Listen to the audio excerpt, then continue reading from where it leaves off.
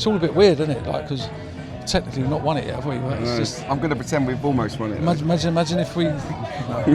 Fuck off. We're just talking off camera there. You said it feels a bit weird. We've won the game. We're within touching distance. We're not quite there, but anyone that knows football knows that we are sort of there. Yeah, look, if we don't end up winning it now, I think there'll be an inquest into the results next week. But look, again, I don't want to sound really boring, right? But I want to get 100 points. So this ain't us done.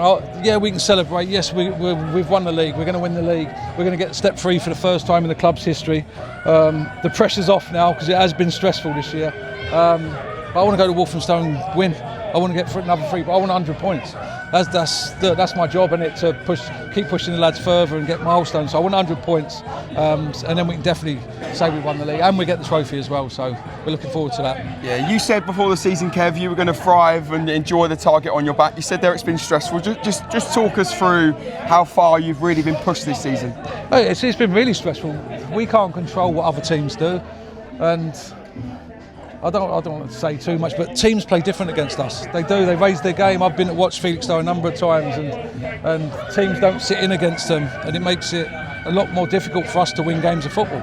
Like, teams have played a formation with no centre forward against us, and that's tough. And that's testament to the boys, because they're worried about what we can do. But that makes it difficult, and we've had to grind out results at times. And you know, we had people questioning us, and we lost a few points and lost a couple of games, and we took that on board, and the lads stayed strong, and testament to the boys for that, because people will question us, we should have won the league by now. We can't control what other people have done. All we can control is that we got 97 points, and potentially we're going to end up with 100. So that tells you how good we've been. We're the best team in the league, and I'll stick by that, and I'll keep saying that.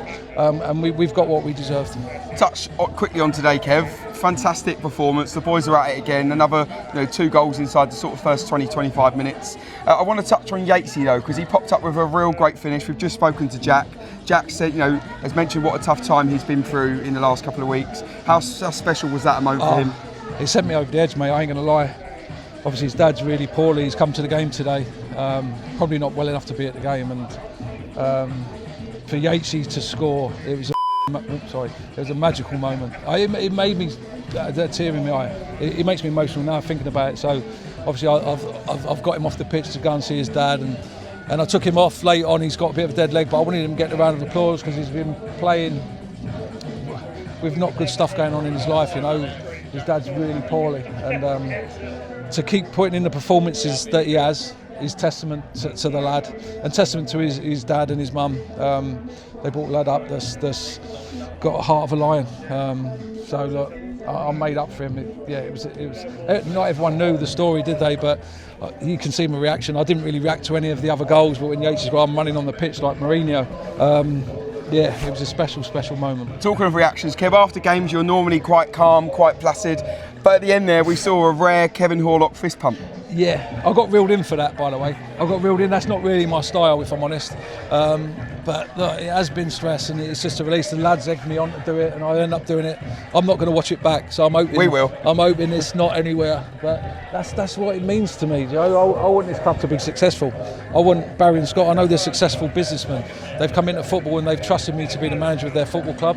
And I want to do well for them. I want them to have success. Like, it doesn't matter how successful they are outside of it, but the amount of money they got and everything, they live a lavish lifestyle. That's credit to them, how good businessmen they are. But I wanted to give them success as football club owners, and we've ticked the boxes. We got the first round proper, which they loved, and got on TV, which was nice. But it was all about going up this year. So for me to go in and say, there you go, I've done it for you, because I promised them I would, and then we can move on. We can take a deep breath. We can have, obviously after next week, have a little break and recharge the batteries, and we want to go again. I want to go again. I want to go up next year and win the league above. So it don't stop here. This is the first step in a lot of stepping stones, moving this club forward.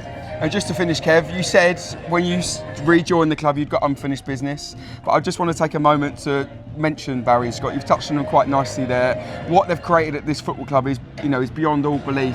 How pleased are you for them, above all else, above the fans, above everyone else? How pleased are you that everything they've put in, the effort, the hard work, the money is coming to fruition? None of this would have happened, would it? The club was here, always had potential, and they've come in and they put their money where their mouth is, and they've transformed not just the football club, the community. You know, look at the amount of people here. Like this, my previous time here, you're lucky if you had 150 of loyal supporters. Now it's growing and growing, and yeah, they deserve everything they get. People obviously wanted us to fall flat on our face. They wanted them to foul, but that's why it was an exciting job for me, because they're successful people that they don't foul. They don't foul, and I knew we would have a chance, and they've backed us to the hill. They've given us everything that we asked for. We didn't shy away and pretend that we didn't have everything. I come out from day one saying Barry and Scott had given me the biggest budget at this level, and then we had to back it up, and we've done that. And yeah, I'm just thankful that I can go in that boardroom now and see them and say we've done it. And look, without them, this football club wouldn't be where it is today. And I tell you what, it's got a bright future.